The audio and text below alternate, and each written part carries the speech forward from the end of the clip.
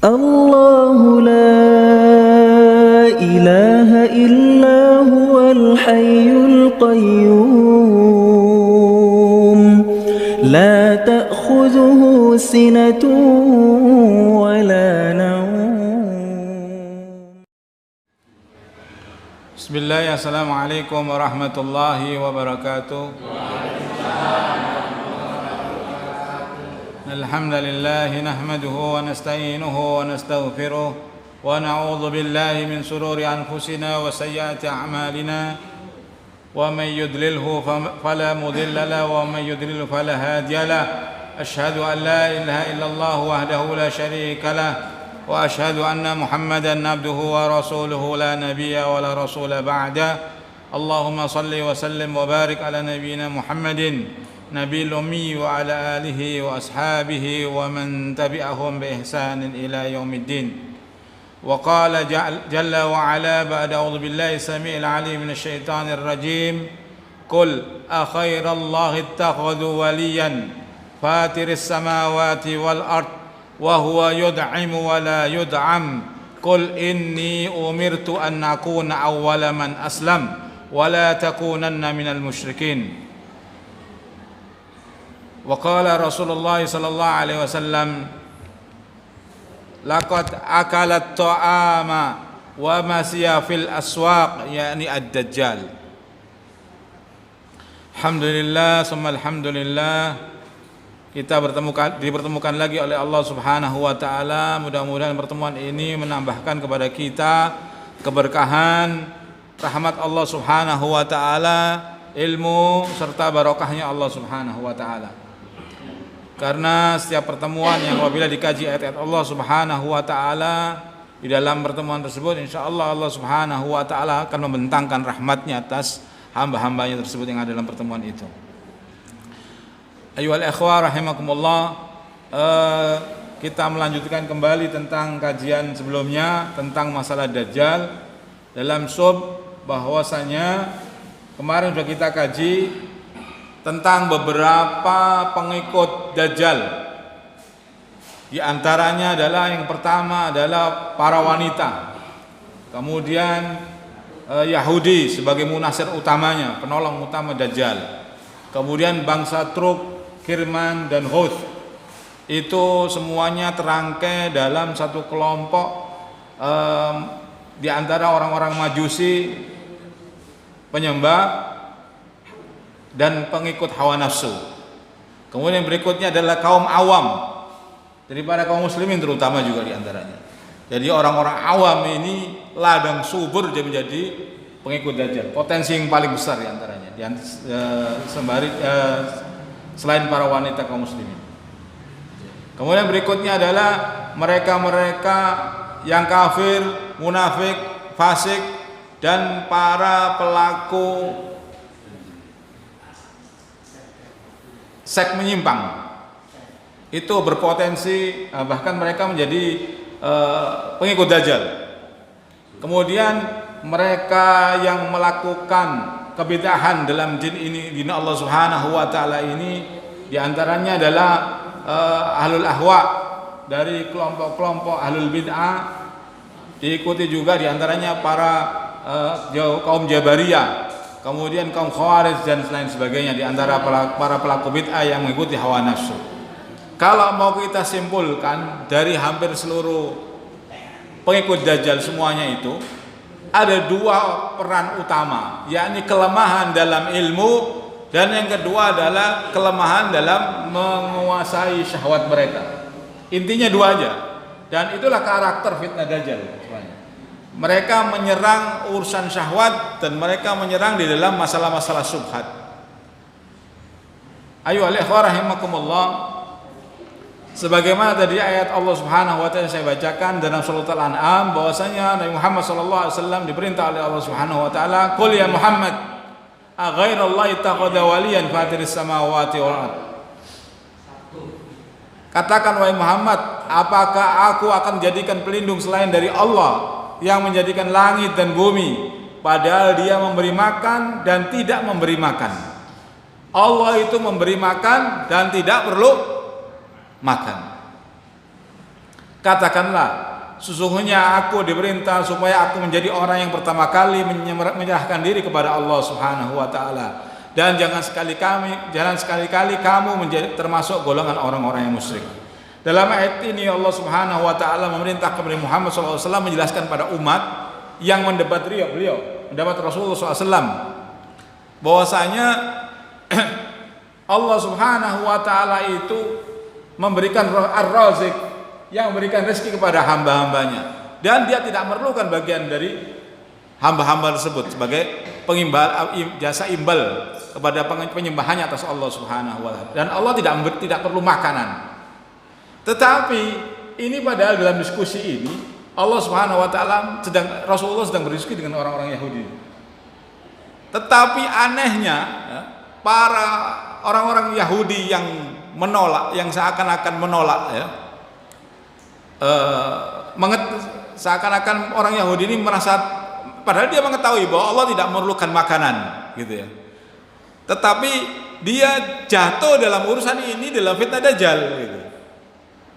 Jadi memang ada ada hal yang membodohkan mereka sebenarnya. Mereka sebenarnya tahu, kemudian mereka jadi bodoh dengan hakikat sebenarnya Dajjal. Di antaranya juga adalah Rasulullah SAW diperintah Allah Subhanahu wa taala untuk mengatakan kepada orang-orang Yahudi ketika Nabi Muhammad SAW itu diutus sebagai manusia, jadi rasul dari kalangan manusia. Kemudian orang Yahudi mendebat Rasulullah, mendebat Allah bahkan. Mestinya Allah itu menurunkan Nabi Muhammad itu, menurunkan rasul itu dari kalangan malaikat gitu. Jangan manusia gitu. Sebagaimana disebutkan Allah dalam suratul Furqan ayat 7. Wa qalu ma li hadzal rasul ya'kulu at-ta'am wa yamshi bil aswaq. Mestinya Allah Subhanahu wa taala tidak mengutus kalangan rasul itu dari kalangan manusia, Bani Adam, yang mereka itu ya'kuluna at-ta'am, makan, kemudian mereka berjalan-jalan juga berdagang di pasar-pasar. Mestinya enggak begitu.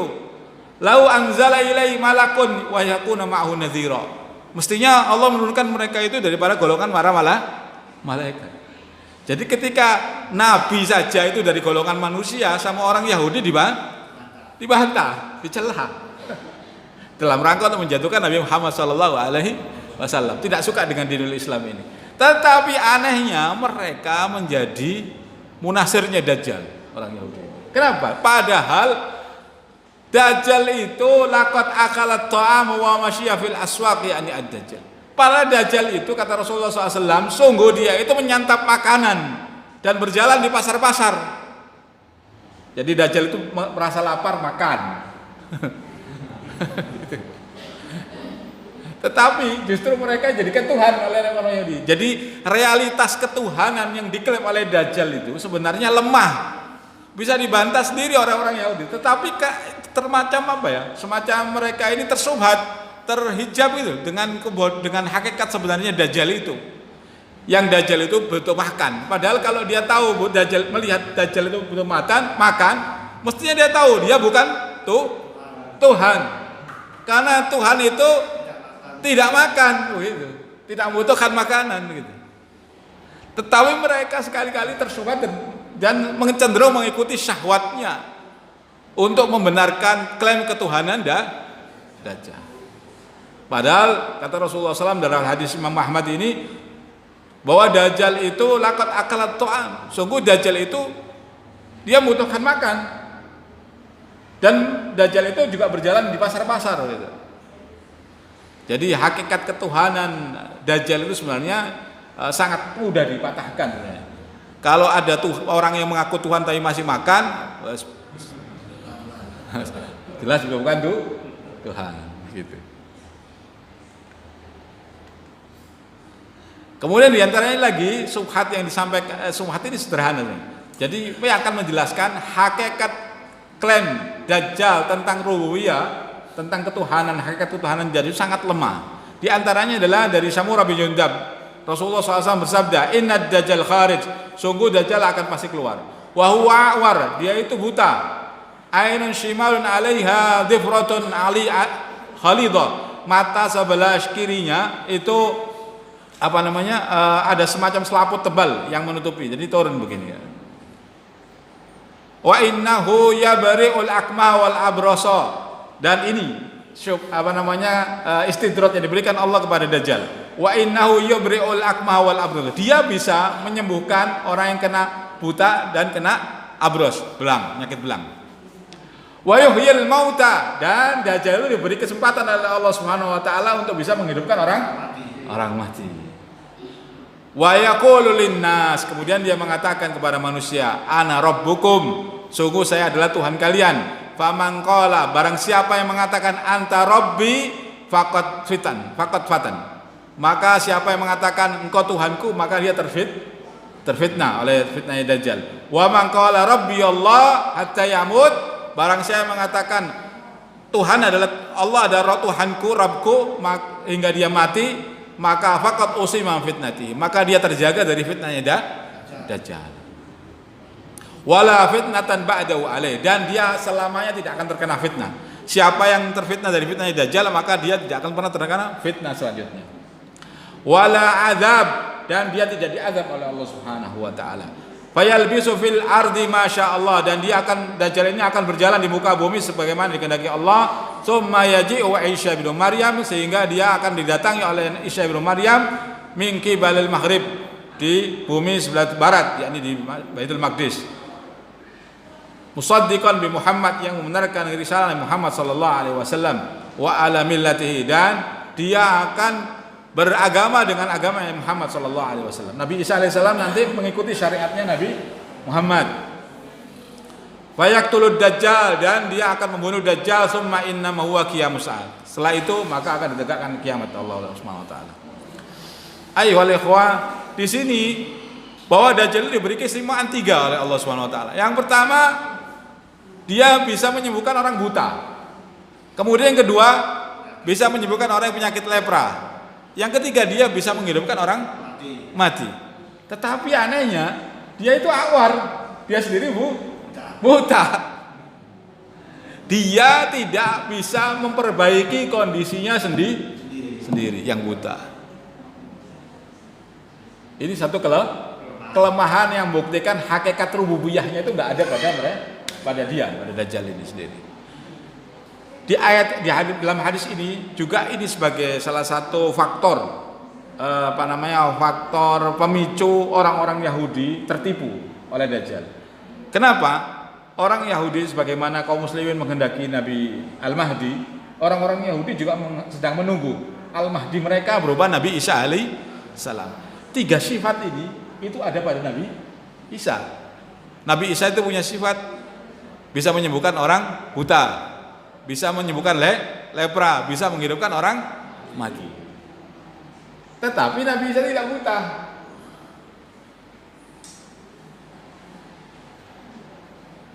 Jadi ada syubhat yang menghasung orang Yahudi untuk mempercayai Dajjal, tapi dia tertipu dengan keadaan Dajjal sendiri. Jadi hampir sama. Kalau yang ini mukjizat, yang ini istidraj, bedanya begitu.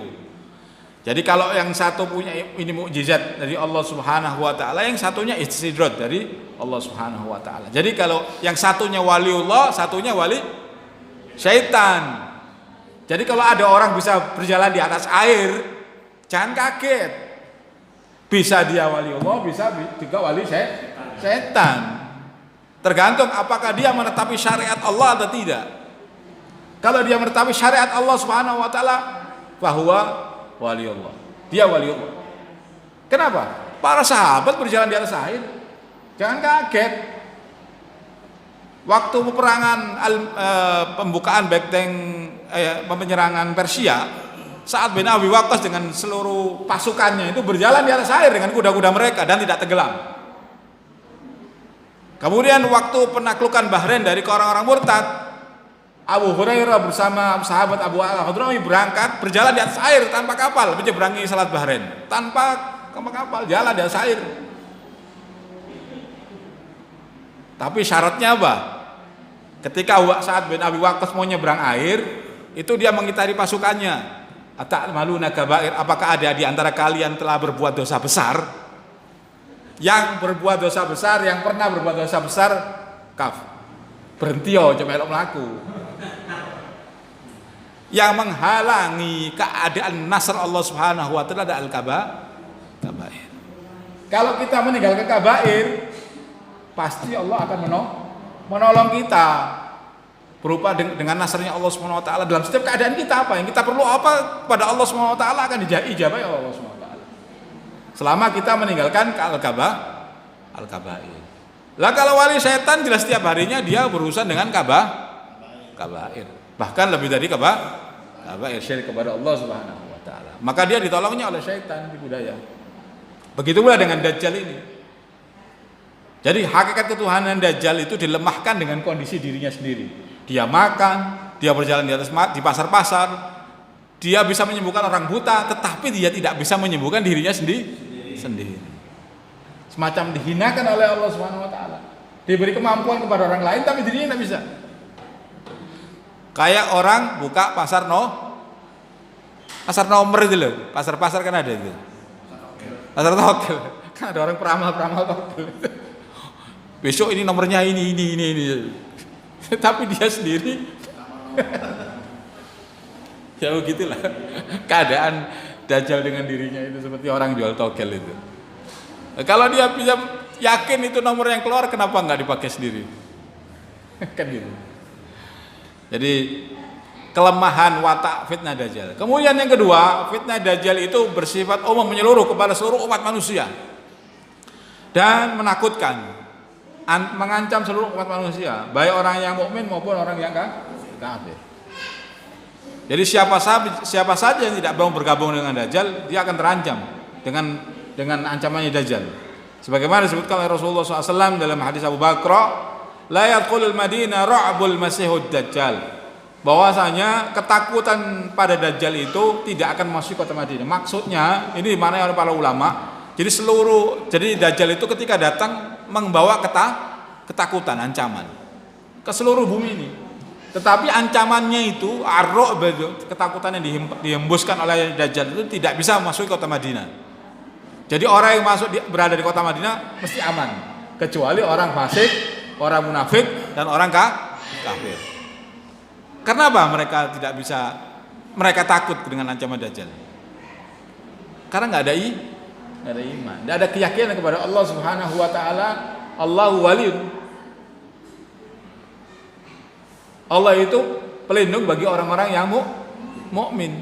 Mereka nggak punya itu, sehingga mereka serasa terancam. Meskipun mestinya kalau dia beriman selesai, ancamannya Dajjal tidak sampai kepada dia karena perlindungan Allah Subhanahu wa taala. Tapi kan tidak yakin, dia harus keluar menyerahkan dirinya kepada Dajjal. Karena nggak yakin. Kemudian dari Anas bin Malik radhiyallahu an, Rasulullah SAW bersabda, "Laisa min baladin illa sayata'uhu Dajjal." Tidak ada satu negeri pun kecuali pasti Dajjal menyebarkan ketakutannya. Illa Makkah wal Madinah, kecuali kota Makkah dan Madinah. Laisa lahu min niqabiha nakbun illa alaihil malaika. Tidak ada satu celah pun di antara kota Madinah itu kecuali dijaga oleh para malaikat. Safina yahrusunahunna, yang mereka itu berbaris safin menjaga kota Madinah. Summa tarjuful Madinah bi ahliha salah sarojafat. Kemudian Dajjal tadi mengguncangkan kota Madinah itu dari Markona, itu dari satu lembah itu dia itu menghentakkan kakinya 3 kali, goncang kota Madinah. Maka orang fasik, orang munafik, orang kafir yang merasa terancam dengan ancaman Dajjal keluar secara sukarela menjadi bagian daripada Dajjal, pasukan Dajjal. Tapi orang beriman tetap bersekufu, tidak keluar dari kota Madinah, aman. Karena dia percaya kepada Allah Subhanahu wa taala bahwa kota Madinah menjaga orang mukmin dari ancaman Dajjal. Butuh keyakinan saja sebenarnya. Kalau nggak yakin kota Madinah dijaga oleh malaikat sebagaimana hadis Rasulullah SAW, mereka keluar, lari bahkan mungkin. Jadi persoalannya memang sekali lagi urusan dengan Dajjal ini yang paling utama adalah faktor keyakinan, faktor iman, percaya dengan Allah, percaya dengan Rasulullah. Contoh, barang siapa yang di pagi hari membaca pada subuh Bismillahilladzi la yadurru ma'asmi syai'un fil ardi wala fis sama'i wa huwas samiul alim 3 kali, maka dia dijaga Allah Subhanahu wa taala dari pagi itu sampai sorenya, sampai maghrib, dari seluruh bencana dan musibah. Yakin nggak? Nah, itu perlu keyakinan. Abu Hurairah ketika waktu pagi-pagi hari, waktu duha gitu, dikabari oleh sahabat yang, ya Abu Hurairah, sebelah rumahmu terbakar, cepat kamu pulang, barangkali rumahmu nanti kena kebakaran. Kata Abu Hurairah apa? Enggak. Kenapa? Saya pagi ini sudah berzikir dengan hadis tadi, bacaan tadi, Bismillahirrahmanirrahim, nggak mungkin terbakar. Ya nggak kebakar, kan gitu. Kemudian ada sahabat lagi tanya, dia dalam keadaan sakit, kemudian didatangi oleh sahabat yang lain, ditahan apa bahasanya, takziah ya, mengunjungi sahabat yang sakit. Tanya, kenapa kamu pulang sakit? Kalau kan kita ini masuk angin, gigi sakit ini, ya gitu kan, keluarnya kita mesti gitu, kenain dan sebagainya. Kata dia, cuma satu aja jawabannya, kenapa? Hari ini saya lupa berzikir dengan Bismillahirrahmanirrahim la yadurru ma'asmi syai'un fil ardi wala fis sama'i. Paham ya? Jadi musibah apapun yang datang kepada kita itu kalau dihadang dengan bacaan ini lewat, hari itu nggak kena. Baik kebakaran, kerampokan, banjir, dan musibah lainnya termasuk sakit. Begitu. Sederhana ya. Jadi membangun keyakinan itu luar biasa. Kemudian lagi, siapa yang pagi hari dia membaca hasbiyallahu la ilaha illa wa alaihi tawakkaltu wa rabbul arsyil azim 7 kali, maka Allah akan mencukupi. Amalnya dicukupi, rezekinya dicukupi, keamanannya dicukupi. Nggak yakin masalahnya, jadi bacanya ngambang. Nggak yakin. Kalau yakin ya cukup sebenarnya. Persoalannya seperti itu. Jadi membangun keyakinan. Jadi zikir itu asarnya terletak pada apa? Kadar keyakinan kita kepada Allah Subhanahu wa taala. Bukan bacaannya itu sendiri, tetapi keyakinan kita kepada Allah Subhanahu wa taala. Ketika kita berzikir dengan hadis itu, kita pahami, kita yakin dengan keadaannya, dengan asma yang disebutkan, insya Allah asarnya akan sampai kepada kita. Dan luar biasa. Kalau nggak yakin ya sekali lagi akan mestikan lari dari penjagaan itu. Kemudian dari Junadah, memang saya sengaja untuk begitu menyebutkan, untuk membangun keyakinan kita kepada, karena nanti kita dalam urusan Dajjal ini modalnya zikir nanti, gitu. Kemudian dari Junadah bin Abi Umayyah bersabda Rasulullah SAW, ya bilughu sultanuhu kulla minhil, bahwasanya Dajjal itu kekuasaannya, pengaruhnya akan sampai kepada setiap tempat, meskipun di pedalaman-pedalaman gurun. Al-minhil itu dijelaskan ya dalam dalam kamus itu, bahwa minhil itu rumah kedai minum. Kalau di jalan-jalan di Jazirah itu, di padang pasir ada semacam kayak apa ya? Kayak apa? Ya gubuk lah begitu ya, rumah tempat sekedar minum, mampir minum gitu. Ada orang sodako biasa di situ minum untuk istirahat sebentar, kemudian minum gitu. Itu tempat-tempat seperti itu saja akan pasti didatangi oleh Dajjal. Apalagi tempat-tempat yang keramaian di kota-kota, apa di jalan-jalan, ya pasti. Dan kata Rasulullah SAW ini dalam hadis ini, la ya'ti arba'atul masajid, tetapi Dajjal itu tidak akan sampai kepada 4 masjid. Yang pertama Al-Ka'bah, Masjid Mekah Al-Mukarramah, wa Masjidul Rasul, yaitu Masjid Nabawi, wa Masjidul Aqsa, Baitul Maqdis, kemudian Bukit Tursina. 4 tempat ini. Kalau kita mau berlindung, ya di tempat ini. Tempat berlindung dari fitnah Dajjal. Tempat ini. Kemudian dari Imran bin Husain, Rasulullah SAW bersabda dalam riwayat Abu Dawud, man sami'a bid Dajjal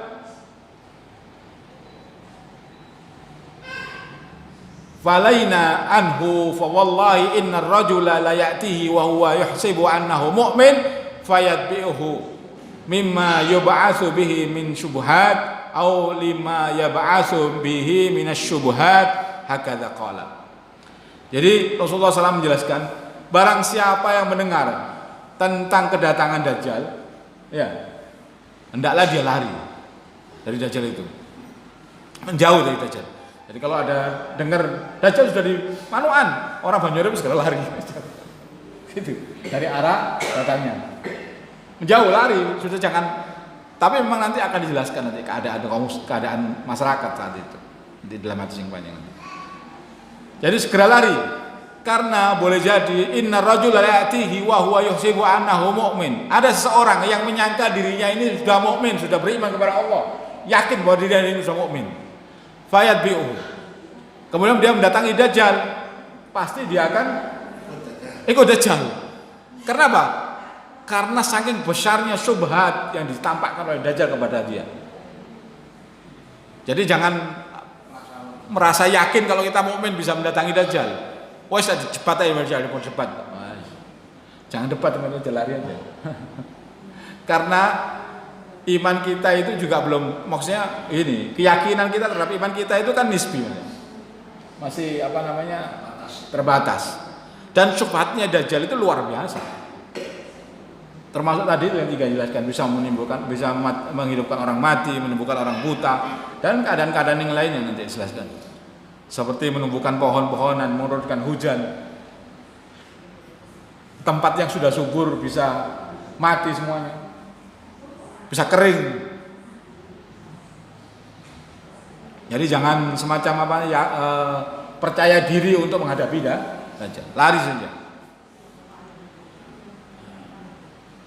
Kemudian di antara bentuk subhat Dajjal dan fitnah syahwatnya, ini yang digambarkan oleh Rasulullah SAW. Yang pertama adalah bahwa Dajjal itu datang dengan membawa dua sungai. Inna ma'ad Dajjal idza kharaja ma'an wa naran fa ammal ladzi yara an-nasa annahu narun fama'un barid wa ammal ladzi yara an-nasa annahu ma'un barid fanarun tughriqu faman adraka minkum falyaqa fil ladzi yara annaha narun fa innahu adzbun baridun. Sungguhnya bersama Dajjal itu ketika dia keluar membawa sungai, yang pertama itu wanaron, wanaron, sungai dari air dan sungai dari api. Fa amal ladzi yaran nasa annahu narun fa ma'un baridun. Yang apa yang tampak bagi manusia awam semuanya ini bisa melihat bahwa Dajjal itu yang dibawa Dajjal api, itu sungguhnya adalah air. Jadi keadaannya adalah sebaliknya. Ketika Dajjal itu menampakkan kepada kita itu air, itu sungguhnya api. Jadi ketika kita nanti disuruh milih oleh Dajjal untuk memilih di antara dua pilihan ini, maka pilihlah yang api. Tapi kembali lagi, persoalannya adalah apa? Yakin terhadap khabar Rasulullah SAW. Ini api berkobar. Jadi kita diuji sebagaimana ujian Nabi Ibrahim kan gitu kan, api. Kita mau ngambil api. Wah ini berat ya. Dalam wujud kita ini api. Nyata dari mata kita ini dohirnya api. Mau kita ambil. Kalau kita nggak modalnya keyakinan, pasti kita akan milih air. Karena dohirnya air itu yang menyelamatkan kita. Apa menyelamatkan kita dari itu? Iman. Jadi faktornya cuma satu aja, iman. Iman itu berupa keyakinan terhadap khabar Rasulullah SAW tentang keadaan Dajjal. Siapa yang tidak yakin dengan keadaan Dajjal yang dikhabarkan Rasulullah SAW, pasti dia akan hanyut ke dalam fitnahnya Dajjal, binasa.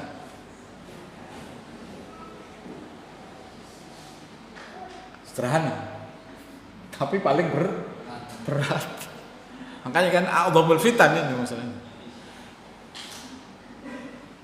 Kemudian dari Hudzaifah bin Yaman radhiyallahu anhu, Rasulullah SAW menyatakan bahwa Rasulullah SAW bersabda, sungguh aku tahu apa yang ada bersama Dajjal, yakni bersamanya ada dua sungai yang mengalir, salah satunya kasat mata berupa air putih dan yang lainnya secara kasat mata berupa api yang bergejolak. Bila ada yang menjumpainya, hendaklah dia mendatangi surga yang ia lihat berupa api. Jadi kalau kita masuk apinya Dajjal, itu adalah surga. Tetapi kalau kita sambil menutup mata, ini hadis Rasulullah SAW. Sebagaimana kasusnya Asia ya, istri Firaun. Ketika disuruh masuk ke dalam periuk yang berupa dengan minyak mendidih itu kan, sudah. Atau kasusnya Ashabul Ukhdud, ya kan? Ketika itu ibunya mau lompat ke api yang dibuat oleh Namrud, takut kan? Hampir aja dia tidak mau melompat. Tapi anaknya, bayi tersebut ngomong, mukjizat dari Allah SWT kan? Ngomong, ibu, tetap kamu lompat karena di dalamnya ada surga yang dingin, ini gitu kan, lompat. Ya, sama seperti ini, kata Rasulullah, sudah tutup mata masuk apinya Dajjal. Ini kalau sudah masuk ke perangkapnya Dajjal, tapi sebaiknya kita menjauh. Kalau sudah bisa menjauh, mesti ketemu Dajjal, mesti Dajjal itu menawarkan dua ini, ima kamu masuk api saya atau ima masuk ke dalam sungainya Dajjal. Kata Rasulullah, hendaklah kalian menutup mata, lompat kepada apinya Dajjal.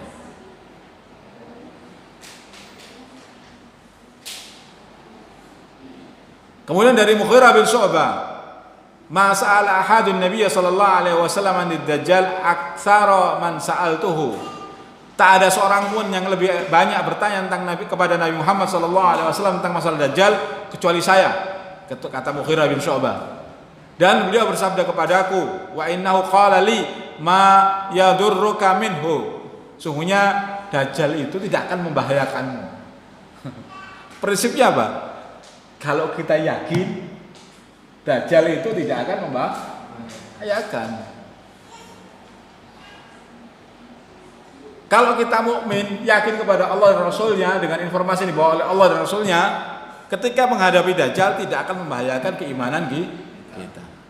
Tapi masalahnya kembali, kita mau yakin atau tidak. Bisa yakin atau bisa sih? Karena kita, kalau kata Allah SWT, orang ngomong aman tuh, aku telah beriman, itu mudah diucapkan. Tapi kenyataannya ketika menghadapi realitas fitnah, ujian, bala yang terkait dengan din kita, itu goncangannya luar biasa. Jangankan ngadepi Dajjal, ngadepi satpamnya Dajjal saja, ini kan sudah ruwet gitu. Iya kan? Iya kan?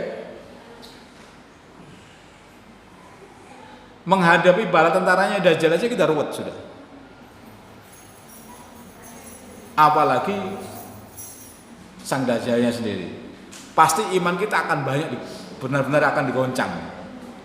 Jadi memang betul akan digoncang iman kita itu.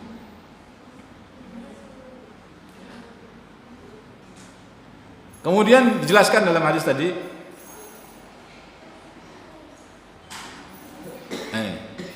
qultu, aku mengatakan, jadi Mughirah bin Syu'bah mengatakan, qultu li'annahum yaqulun, sungguhnya mereka itu mengatakan, inna ma'ahu ta'am wal anhar, sungguhnya Dajjal itu datang bersamanya membawa makanan dan sungai.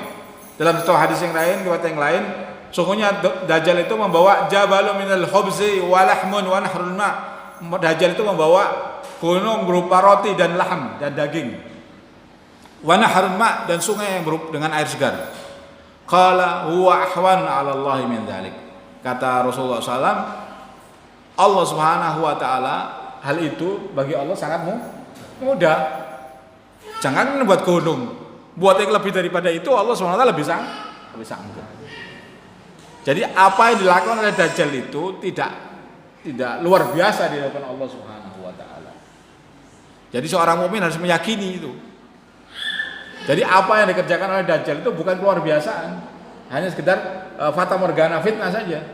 Kalau kita yakin, kita akan terbebas dari fitnah Dajjal, tidak membahayakan iman kita. Tapi masalahnya tadi, guncangan itu sangat luar biasa. zaman itu. Karena apa? Karena di zaman itu sebagaimana dijelaskan 3 tahun sanawatul sidad. Jadi sebelum munculnya Dajjal itu ada 3 tahun masa paceklik. Bumi kering kerontang, tumbuhan tidak tumbuh, hewan-hewan ternak mati. Bahkan sahabat dikatakan dalam hadis itu, hadisnya panjang yang dari Imam Bali, panjang aja sudah menjelaskan tentang hadis itu. Bahkan waktu itu orang-orang zaman itu sampai terpaksa makan busur, tali busurnya, karena kering kerontang. Jadi kalau zaman Nabi itu waktu di blokade sama orang Quraisy, makan sandal-sandalnya kan, yang terbuat dari kulit itu dimasak lagi, dimakan. Tadi sandal kulit itu dipanggang lagi, dimakan. Itu zaman Nabi. Zaman Dajjal juga begitu. Waliyadzubillah. Ketika itu kemudian Dajjal datang membawakan gunung roti, membawa daging, membawa kemakmuran bahasanya gitu. Nah, itu kan fitnah itu, guncangan iman itu.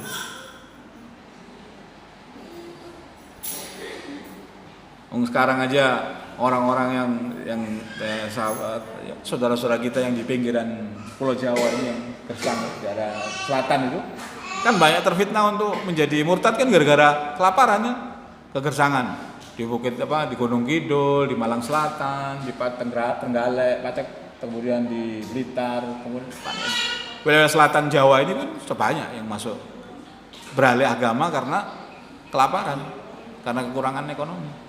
Apalagi nanti itu urusannya lebih daripada sekarang ini.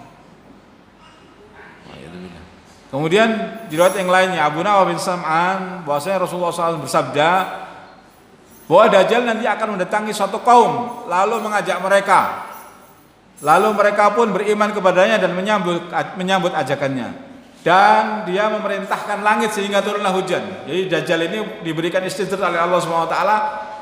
Ketika memerintah langit untuk hujan, langit menurunkan hujan dengan kehendak Allah SWT. Dia memerintahkan bumi hingga bumi pun menumbuhkan tanamannya, sehingga binatang gembalaan mereka kembali sore hari dalam keadaan punuknya lebih tinggi, subur, ya, besar. Kemudian ambing susunya lebih besar, artinya subur susunya. Kemudian dan perutnya besar karena sudah kenyang dengan tumbuhan-tumbuhan yang tumbuh tadi itu, dengan istrinya Dajjal tadi. Kemudian dia mendatangi satu kaum yang lain, lalu mengajak kaum itu. Kemudian kaum itu menolaknya, dan Dajjal pun berpaling dari mereka. Lalu esok paginya tanah yang mereka tempati yang sebelumnya subur jadi gersang, seluruh ternaknya mati, harta pun di tangan mereka. Kemudian mereka pun tidak memiliki harta sedikit pun, jadi hartanya juga hilang. Lalu mereka melewati tempat yang telah hancur, lalu berkata kepadanya, keluarkan perbendaharaan, kata Dajjal. Jadi Dajjal itu nanti berjalan satu tempat begini, bumi akan mengeluarkan harta karun, mengikuti Dajjal. Istidratnya itu. Sebagaimana lebah itu ratu lebah diikuti oleh pasukan lebah itu. Jadi kalau lebah tawon itu kalau pindah tempat ratunya, semua tawon itu pindah ke situ, ikut semua. Seperti itu. Ketika Dajjal bergeser dari tempat ke tempat yang lain, itu perbendaharaan yang ada di tempat itu ikut bersama Dajjal. Jadi fitnahnya memang tampak kasat mata luar biasa. Jadi ini butuh memang yaitu bukan sekedar informasi, tapi butuh keyakinan terhadap hal yang berkaitan dengan hal ini. Sekedar informasi saja nggak cukup, ilmu saja nggak cukup, tapi butuh keyakinan dan kesabaran. Jadi kalau dari kita uraian tadi itu ada 4 yang kita mau tampilkan, bahwa hakikat perang dengan Dajjal itu adalah peperangan syahwat dan syubhat. Dan syahwat itu tidak bisa ditepis kecuali dengan kesabaran untuk bisa menekan nafsu syahwat untuk mengikuti syariat Allah Subhanahu wa taala. Terus syahwat kita ini harus kita tekan untuk taat kepada Allah Subhanahu wa taala. Siapa yang tidak bisa menahan syahwatnya hari ini berkemungkinan besar untuk terfitnah oleh fitnahnya Dajjal. Kemudian yang kedua adalah fitnah syubhat. syubhat ini kebodohan maksudnya. Tidak bisa ditepis kecuali dengan keyakinan, dengan ilmu bahwa Dajjal itu nanti bawa begini dan begini, bawa gunung roti, ya. Jadi apa yang dilakukannya adalah fata morgana, syubhat, manipulatif. Itu butuh keyakinan. Kalau enggak kita juga akan lewat dengan fitnah Dajjal tanpa informasi yang benar. Karena orang yang punya syahwat, yang bisa sabar, itu belum tentu dia bisa sukses menghadapi Dajjal tanpa ilmu. Begitu pula orang yang punya ilmu, tanpa dia bisa menahan syahwatnya, dia juga akan terkena fitnahnya Dajjal. Tadi yang pertama dia yakin bahwasanya dia orang mukmin menghadapi Dajjal, tapi dengan syubhat yang ditampilkan Dajjal lewat. Begitu pula sebaliknya, orang yang dia tahu bahwa Dajjal itu kafir, sang kafir. Tetapi ketika dia menghadapi Dajjal, dia mengatakan kepada Dajjal, "Ya Dajjal, saya tahu engkau adalah sang kafir, tetapi saya datang kepadamu mengikutimu dalam rangka untuk apa? Memenuhi syahwat laparnya." Karena dia mendengar Rasulullah bersabda bahwa Dajjal itu membawa gunung roti, sedangkan saat itu adalah waktu-waktu musibah paceklik, sulit cari makan, dan makanan itu hanya pada mereka. Jadi butuh keyakinan, butuh ilmu, dan butuh kesabaran. Sebagaimana Allah Subhanahu wa taala berfirman dalam surat As-Sajdah, "Wa ja'alna minhum a'immatan yahduna bi amrina lamma sabaru wa kanu bi ayatina yuqinun."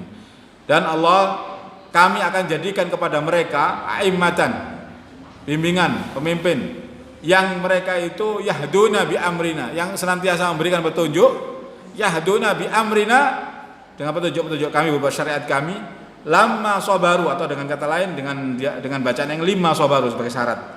Lima sabaru wa kanu bi ayatina yuqinun. Syaratnya sabar juga yakin. Baru ada bimbingan dari Allah Subhanahu wa taala.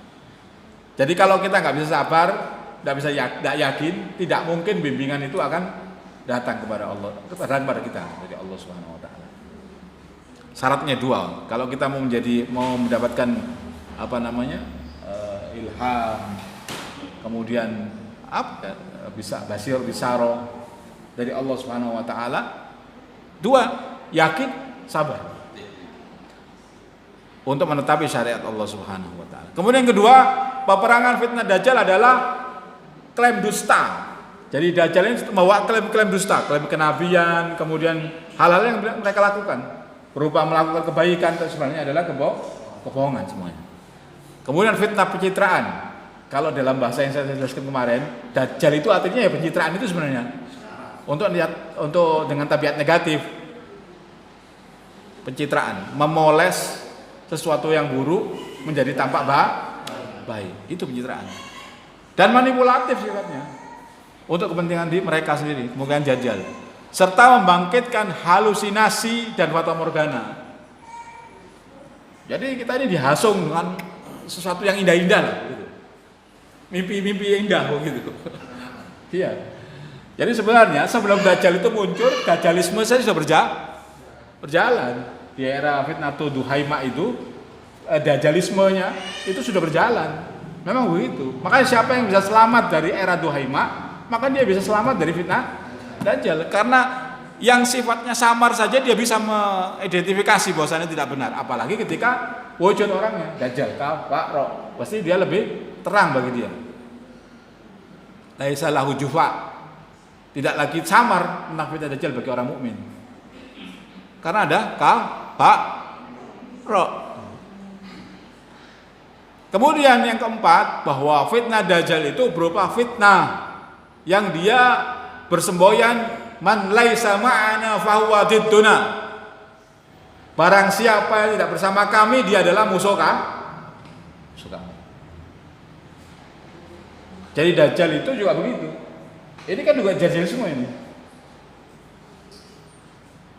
Siapa yang tidak bersama kami adalah musuh kami. Itu watak yang digambarkan oleh Dajjal. Jadi siapa saja yang tidak bersama Dajjal pasti akan menjadi musuhnya Dajjal, diperangi oleh Dajjal. Tetapi Dajjal itu nanti ada di sini. Ini di sini. Dari Abu Sa'id Al-Khudri radhiyallahu anhu. Ya. Jadi ketika Dajjal muncul itu tersebar informasinya, maka ada sebagian kaum muslimin orang mukmin ya mendatangi Dajjal bersama pasukannya. Kemudian dia bertemu dengan pasukan Dajjal. Fayaqulu lahu, "Aina ta'amdu? Aina ta'amad?" Mau kemana kamu, wahai mukmin? Kata orang mukmin itu, saya mau bertemu dengan orang yang keluar ini, jadi Dajjal. Ila hadzal ladzi kharaj. Qala fayaqulu lahu au ma tu'minu bi rabbina. Kemudian pasukan Dajjal itu tanya kepada orang mukmin ini, "Apa kamu akan beriman kepada Tuhan kami, Rabb kami?"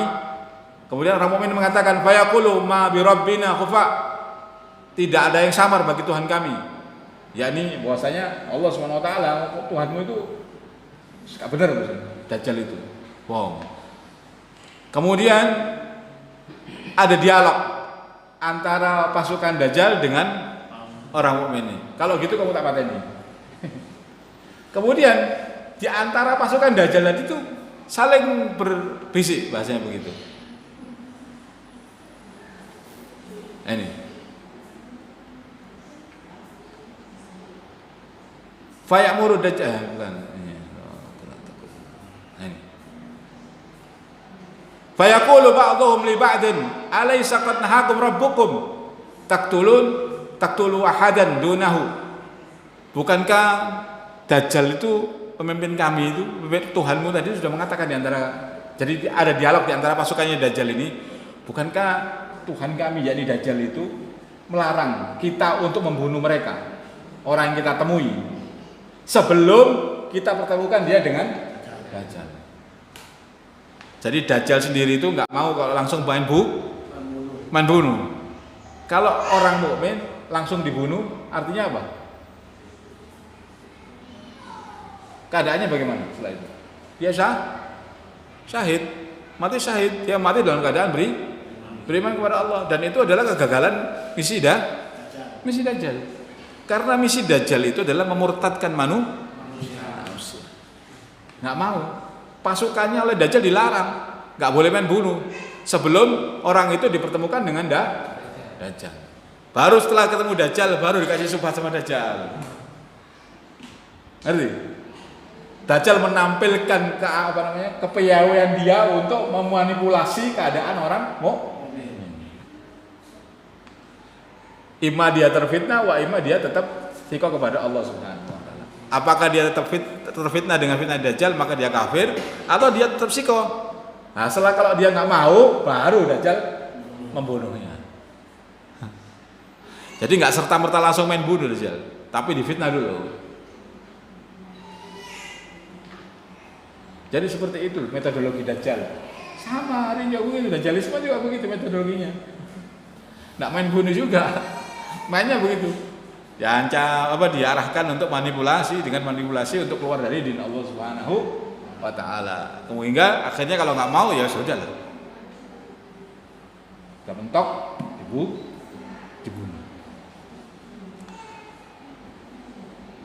Itu watak daripada fitnah Dajjal.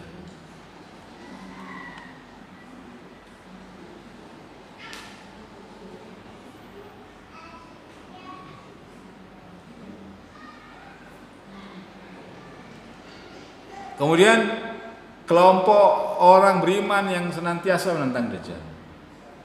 Jadi awamun nas, mayoritas kaum muslimin itu tergoncang dengan fitnah Dajjal ini, ya. Mayoritas yang hampir mayoritas kena fitnah Dajjal, kecuali beberapa kelompok manusia yang dirahmati Allah Subhanahu wa taala.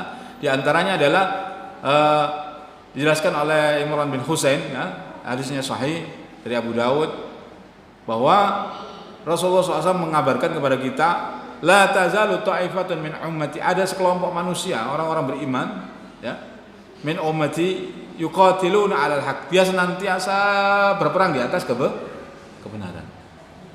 Dhahirina 'ala man nawaihim, dia tetap eksis, ya, dan dimenangkan atas siapa saja yang menentang mereka. Kelompok ini senantiasa ada dan senantiasa dimenangkan atas musuh-musuhnya.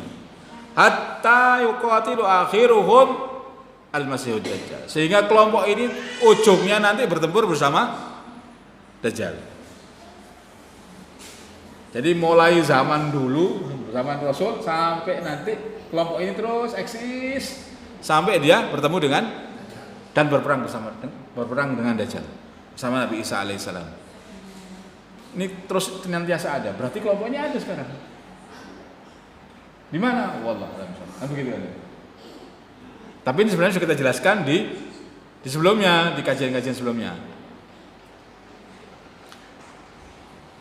Kemudian dari Abu Hurairah radhiyallahu an, beliau mengatakan bahwasanya maziltu uhibbu bani Tamim mundu 30 sami'tu min Rasulillah sallallahu alaihi wasallam yaqulu fihim sami'tuhu yaqul hum asyaddun ummati 'ala Dajjal. Senantiasa aku mencintai Bani Tamim, kata Abu Hurairah, sejak aku mendengar 3 perkara yang dikatakan Rasulullah SAW, di mana beliau berkata tentang mereka, yakni Bani Tamim, ya aku mendengarnya. Beliau mengatakan mereka adalah umatku yang paling keras perlawanannya terhadap Dajjal. Jadi ada satu umat dari umat Muhammad, Bani Tamim. Tamim ini ada di Jazirah, ya. Ini mereka ini senantiasa melakukan perlawanan terhadap Dajjal.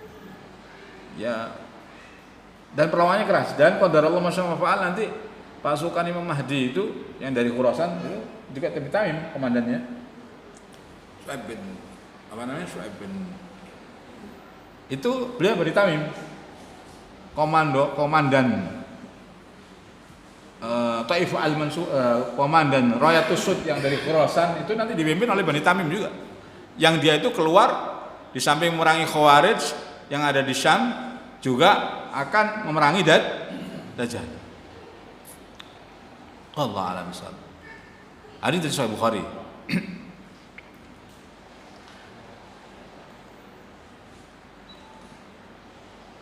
Kemudian apa hal-hal yang dapat melindungi kita dari Dajjal? Ini penting. Yang pertama dan utama memahami ilmu tauhid yang benar dan bertauhid secara benar sesuai dengan akidah Ahlussunnah wal Jamaah dan berpegang teguh atas pemahaman Ahlussunnah wal Jamaah. Karena saya jelaskan kemarin itu bahwasanya ada satu kelompok kaum muslimin yang berakidah Jabariyah itu menjadi bagian daripada pengikut Dajjal. Dan dijelaskan juga 73 golongan yang berpecah di antara kaum muslimin itu semuanya Allah dan itu berpotensi semuanya untuk menjadi pengikut Dajjal. Jadi siapa saja yang menyimpang dari pemahaman Ahlus Sunnah itu sangat berpotensi untuk menjadi pengikut Dajjal. Jadi memahami akidah tauhid bifahmi Ahlus Sunnah wal Jamaah itu penting. Penting itu. Menjadi modal dasar kita untuk bisa selamat. Bukan hanya kepada Dajjal saja, tapi dalam kehidupan kita, kalau kita ini salah dalam memahami tauhid ini juga akan bermasalah dalam kehidupan kita. Dan ini harus segera diupayakan. Kemudian yang kedua adalah beriman dan beramal soleh. Sebagaimana hadis Rasulullah SAW, salah satu idza kharajna lam yanfa'u nafsan imanuha lam takun amal min qabl jadi ad-dajjal wa dabba wa syamsu min maghribiha. Jadi ada 3 hal yang apabila telah muncul atau sudah terjadi, maka tidak ada bermanfaat lagi sebuah keimanan bagi jiwa seorang yang belum beriman sebelumnya atau belum mengupayakan iman kepada dirinya, yakni ketika muncul Dajjal, dabba dan terbitnya matahari dari barat. Jadi kalau kita ada Dajjal muncul kemudian kita mau belajar tauhid, sudah lewat. Masanya sudah lewat. Artinya subhatnya sudah pasti akan datang duluan sebelum kita mau belajar. Jadi kita harus berbekal dulu dengan ilmu tauhid ini, dengan menjaga imanan, menumbuhkan keyakinan, kemudian mengupayakan amal soleh, karena amal soleh itu bisa kita gunakan untuk tawasul, ya, untuk menjaga kita dari fitnahnya Dajjal. Kalau kita belum beramal soleh, maka terlambat mengupayakan amal soleh ketika Dajjal itu sudah muncul. Karena fitnahnya luar biasa.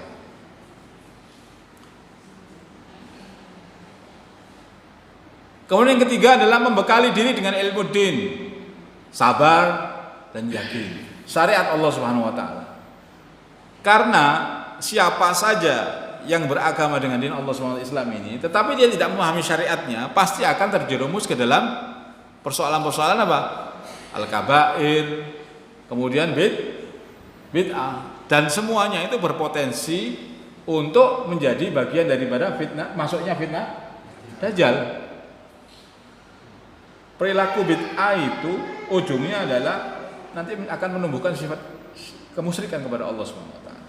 Makanya ulama salah menjelaskan awwaluhu bid'ah wa akhiruhu syirku billah. Jadi awalnya adalah kita ini melakukan bid'ah. Bid'ah itu kan melakukan sesuatu yang tidak diperintahkan Allah SWT atau mengada-ngadakan perbuatan. Yang akhirnya nanti syirkun billah. Syirkun billah itu kan juga begitu, mengadakan persembahan pada selain Allah SWT. Jadi awal-awalnya perilaku syariat, tanasuk. Ujungnya nanti malah nanti itu membuat sesembahan sendiri.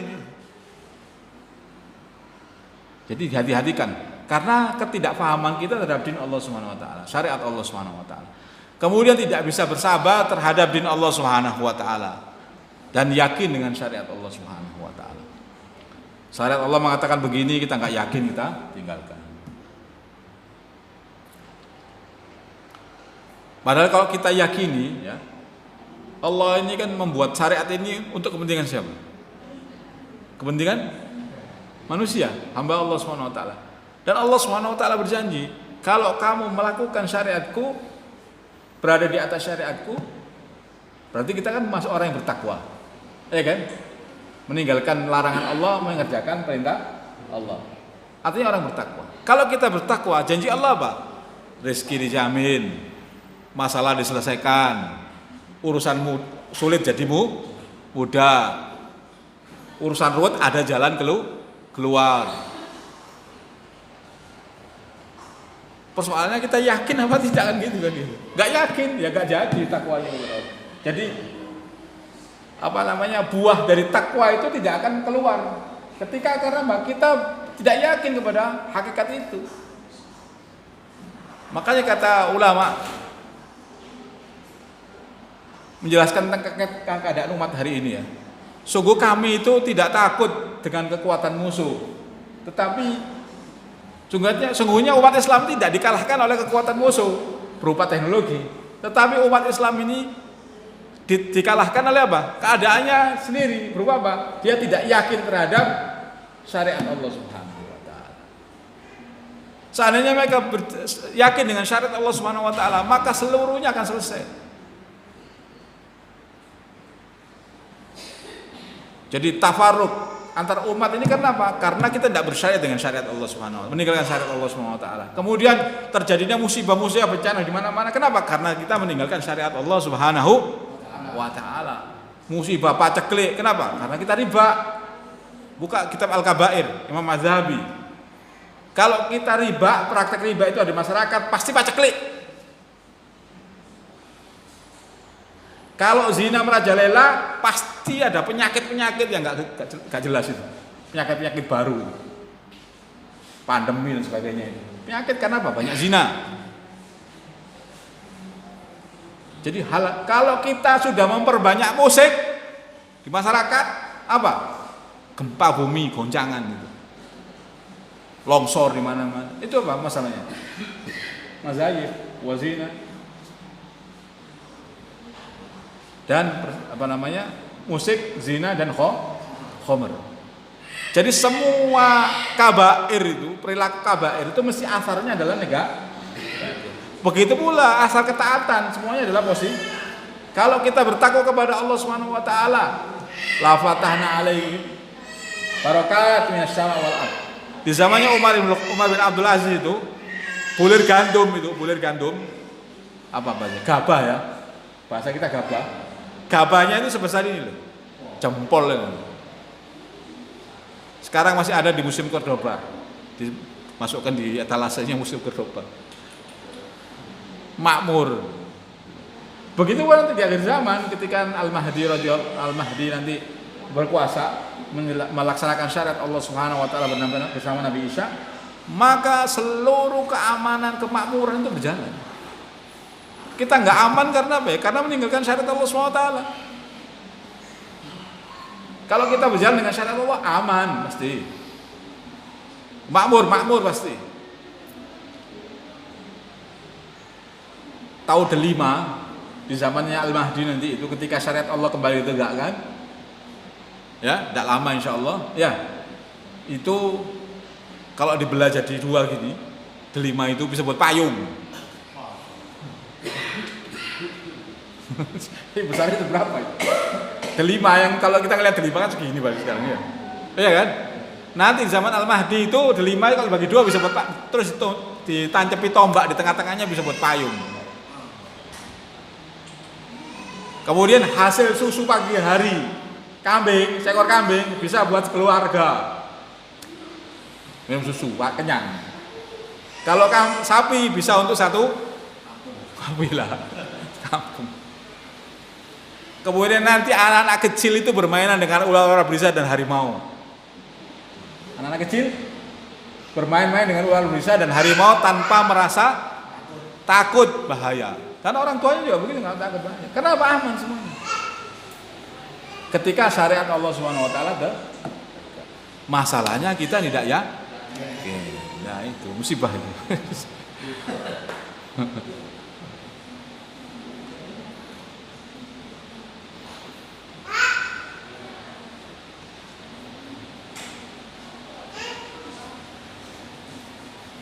Kemudian yang ketiga, melakukan uzlah dan khulto. Ketika Dajjal muncul, maka kita diperintahkan untuk lari, ya? Lari ke gunung-gunung oleh Rasulullah SAW.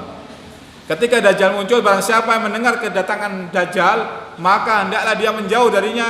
Dan demi Allah, ada seseorang yang mendatangi Dajjal dan dia mengira bahwa ia punya iman yang kokoh, malah akhirnya ia menjadi pengikut Dajjal karena ia terkena subhatnya ketika Dajjal itu muncul. Hadis riwayat Abu Dawud dan Imam Ahmad. Dan diperintahkan oleh Rasulullah, apa yang harus kita lakukan ya Rasulullah?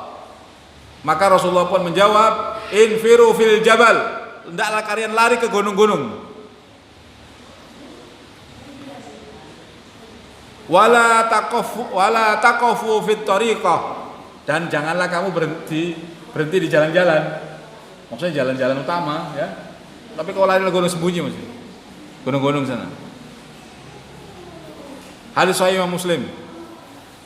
Kemudian yang lainnya hadisnya, khairun nas fil fitani rajulun akhidun biinani farsihi. Sebaik-baik manusia di zaman fitnah itu yakni seorang laki-laki yang dia memegang tali kekang kudanya, biinani farsihi au qala birasani farsihi khalfa a'da'illah. Dan dia berada di baliknya musuh-musuh di hadapan musuh-musuh Allah Subhanahu Wa Taala. Artinya para mujahid bergabung bersama mereka. Ya itu Taifah al-Mansurah tadi yang awal tadi itu. Dohirin al-haqi qatiluna fi sabi. Jadi kalau mau selamat dari fitnah Dajjal, di antaranya adalah kita bergabung dengan bersama para mujahidin di medan-medan peperangan. Yakhifuhum, yang senantiasa mereka itu menakut-nakuti musuh-musuh Allah Subhanahu Wa Taala. Wa yakhifunahu, dan tabiatnya juga sama, mereka pun juga takut atas ancaman musuh-musuh Allah Subhanahu Wa Taala. Kan orang perang juga ada perasaan takutnya juga. Au rajulun mu'tazilun fi badiyatihi, atau seorang laki-laki yang menguzlah, ya. Mu'tazilun, uzlah di lembah-lembah atau di gunung-gunung, di lereng-lereng gunung, di gua-gua, dan menunaikan hakullah, yu'di haqullahi ta'ala alladzi alaihi. Kemudian dia senantiasa beribadah kepada Allah Subhanahu Wa Taala di zaman itu. Lari ke gunung-gunung atau sekalian gabung bersama para mujahidin. Itu bisa menyelamatkan mereka. Tapi jangan sendirian. Dari tadi, kalau sendirian itu as-syaitanu ma'al wahid, setan itu bersama orang yang sendiri. As-syaitanu ma'al itsnaini ab'ad, dan bersama dua orang setan itu menjauh, tapi tetap mengintai. Man ahabba buhbuhatal jannah, barang siapa yang menginginkan tengah-tengahnya surga, falyalzimul jamaah, hendaklah dia senantiasa melazimi kehidupan berjamaah, berkomunitas. Karena saling bisa memberikan nasihat. Oh, ada orang ini mau keluar, ada mananya manusia ini ya kadang begini, kadang begitu dengan keadaan kondisinya masing-masing. Tekanan macam-macam. Kadang orang sakit bisa murtad. Baru sakit sedikit bisa murtad kepada Allah SWT, mencela Allah SWT. Berlebih-lebihan dalam mencela Allah SWT, gara-gara dan sebagainya. Tapi kalau dia punya komunitas yang sehat, yang saling menasihati, semuanya jadi berkah. Sakitnya menghapus dosa, menambah pahala dan menghapus. Tapi kalau sendirian bahaya. Termasuk dalam uzlah ini, kalau bisa juga bersama komunitas. Kalau sendirian nanti terkam setan. Sebenarnya saya jelaskan tadi ya, la tazalu ta'ifatun min ummati yuqatiluna al-haq dhahirina ala man nawaihim hatta yuqatilu akhiru masyid dajjal. Bergabung bersama para mujahidin. Ya senantiasa memerangi musuh-musuh Allah SWT musuh ini, dan mereka ini akan bertemu dengan Dajjal. Sampai di Baitul Maqdis nanti ketemu Dajjalnya. Dan ini juga diriwayatkan oleh Aisyah. Nanti mereka ini akan diselamatkan oleh Allah SWT di Bukit Tursina. Bahkan Nabi Isa alaihissalam nanti mengabarkan kepada mereka, kepada Taifah ini, pasukan ini, kamu nanti menempati surga nomor sekian. Amin. Begitu. Jadi Nabi Isa itu nanti menghabarkan kepada fulan-fulan yang ada di gabung pasukan Taifah al-Mansurah ini, ya fulan, kamu nanti menempati surga di sini. Kamu fulan di sini. Bayangkan. Masya Allah ya. Kemudian berikutnya, memahami ilmu tentang fitnah akhir zaman. Ya ini kajian hari ini, mudah-mudahan ini kita menjadi wasilah untuk bisa selamat dari fitnahnya Dajjal. Imam Asy-Syafi'i rahimahullah, Imam Ahlussunnah Jamaah ini ya, Imam Syafi'i. Di antara sesuatu yang patut bagi setiap alim adalah hendaklah dia menyebarkan hadis-hadis tentang Dajjal pada anak-anak dan kaum wanita dan serta kaum pria mereka. Dan telah diriwayatkan bahwasanya di antara tanda-tanda keluarnya Dajjal adalah merupakan penyebutannya di atas mimbar-mimbar. Hingga perkataan beliau, terutama di zaman kita sekarang ini di mana telah banyak fitnah dan cobaan. Yang Syafi'i itu tahun berapa sudah? Apalagi hari ini. Sementara syiar-syiar Islam telah banyak lenyap. Yang sunnah sudah dianggap bid'ah, yang bid'ah sudah dianggap sunnah, bahkan yang bid'ah menjadi syariat yang diikuti. La haula wala quwata illa billah. Salah satu bentuk fitnah itu adalah perubahan syariat. Jadi ada syariat yang hari ini kita pakai itu bukan daripada syariat Allah Subhanahu wa taala. Dan inilah Dajjalisme sebenarnya.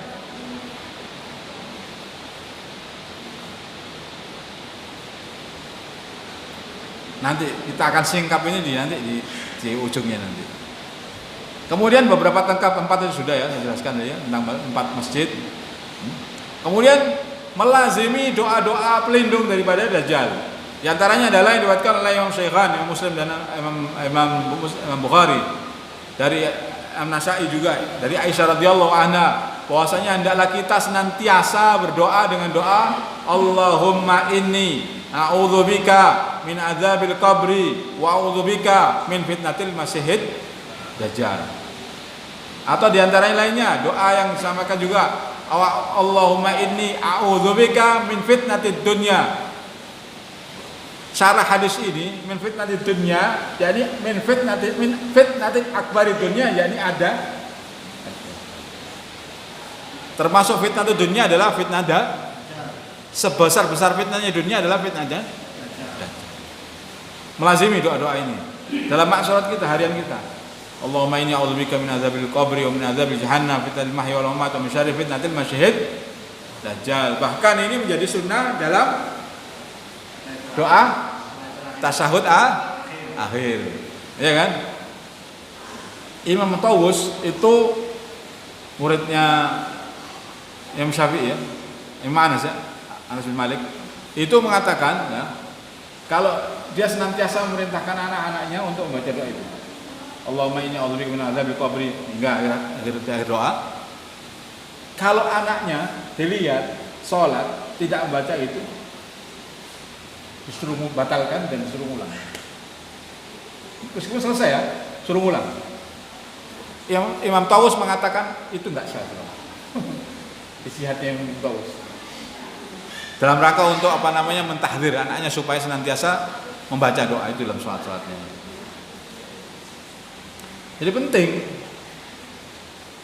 Nah sekarang ini kan ada kelompok juga ya, tidak tahu ini yang tidak meyakini tentang fitnah Dajjal. Padahal dia sholatnya pakai doa ini. Ada kelompok kaum muslimin ya, tidak percaya Dajjal itu sebagai wujud makhluk, tetapi dia tiap hari doanya begitu. Allahumma inni a'udzubika min adzabil qabri wa min fitnatil mahya wa min syarri fitnatil masih Dajjal. Tapi tidak percaya Dajjal. Ini aneh ini. Ini termasuk kecil, ya kadang kan sederhana, tapi sebenarnya ini sudah mulai masuk fitnah. Ada aja sebenarnya. Bagaimana dia mendoa dengan sesuatu yang dia tidak paham? Tidak paham. Lihat dulu. Kemudian diantara juga ini, wa man qara'a asyara ayat min akhiriha thumma kharaja dajjal lam yusallit alaihi aw lam yakun lahu alaihi sabil. Diriwayatkan oleh Imam Hakim bahwasanya barang siapa membaca 10 ayat dari akhir suratul Kahfi, kemudian ketika Dajjal keluar, maka Dajjal tidak bisa menimpakan fitnah atasnya atau tidak akan mendapatkan jalan untuk memfitnahnya. Jadi semacam ada hijab Dajjal kepada kita. Kalau kita melazimi membaca 10 ayat dari suratul Kahfi, 10 ayat akhir dalam riwayat Al-Hakim. Kemudian ada lagi dari Sa'al bin Mu'adz menjelaskan bahwasanya man qara'a awal suratul Kahfi, barang siapa membaca awal suratul Kahfi wa akhiriha dan akhirnya, kanat lahu nuron, Allah Subhanahu wa taala akan menjadikannya baginya nuron, cahaya, min qadamihi ila ra'sihi, dari kakinya hingga ke kepalanya. Wa man qara'aha kullaha kanat lahu nuran ma bainas sama'i ila al-ard. Kalau dia membaca semuanya suratul Kahfi, maka akan dibangkitkan atasnya, akan dikeluarkan atasnya cahaya hingga dari bumi sampailah langit. Jadi cahaya yang dikeluarkan oleh asar bekas bacaan kita dalam suratul Kahfi itu akan semacam menjadi perisai kita terhadap fitnahnya Dajjal. Sebagaimana kalau kita baca suratul Baqarah ya di dalam satu rumah, maka setan tidak bisa masuk rumah itu selama 3 hari. Nggak bisa masuk, terhijab. Ada penjaganya gitu. Sama hakikatnya begini, zahir ini. Ketika kita membacakan suratul Kahfi di hadapan Dajjal, Dajjal pun tidak bisa, fitnahnya nggak berpengaruh lah. Seperti itu.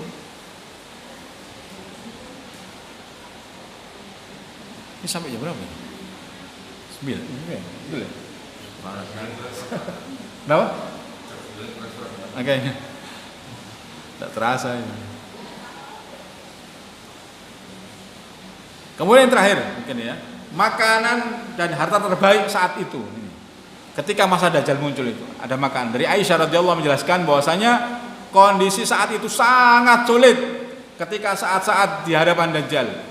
Kemudian Aisyah bertanya kepada Rasulullah SAW, wahai Rasulullah, lantas di mana orang Arab ketika itu? Beliau mengatakan, wahai Aisyah, orang Arab ketika itu sangat sedikit. Saya berkata, makanan apa yang bermanfaat ketika pada orang beriman saat itu? Saat paceklik kan? Maka kata Aisyah, Rasulullah SAW, yang mendatangkan manfaat bagi para malaikat saat itu hanyalah tasbih, takbir, tahmid dan tahlil. Jadi bacaan yang digunakan malaikat berupa tasbih, tahmid dan tahlil itu mengenyangkan malaikat. Begitu pula saat itu, ketika orang mukmin bacanya, maka makanannya bacaan tadi mengenyangkan orang mukmin. Kemudian Aisyah bertanya, harta apakah saat itu yang paling baik ya Rasulullah? Kata Rasulullah, seorang pelayan yang kuat yang bisa memberi minum keluarganya dengan air, sedangkan makanan tidak ada makanan ketika itu. Jadi nggak ada makanan saat itu, yang ada cuma air. Jadi kalau mau uzlah cari yang ada sumber airnya, dan orang yang kuat bisa Ya, ngangsu orang Jawa. Bisa apa namanya menimba air. Sama saja kalau lemah orangnya. Jadi harta yang paling mahal seorang laki-laki yang bisa menimba air, cari air maksudnya. Sampai saat itu, ketika zaman itu. Ini saja, mudah-mudahan nanti insya Allah kita akan lanjutkan nanti berikutnya dengan nanti masa pertempuran Dajjal dengan Nabi Isa alaihissalam. Akhirul kalam billahi taufiq wal hidayah. Wassalamualaikum warahmatullahi wabarakatuh.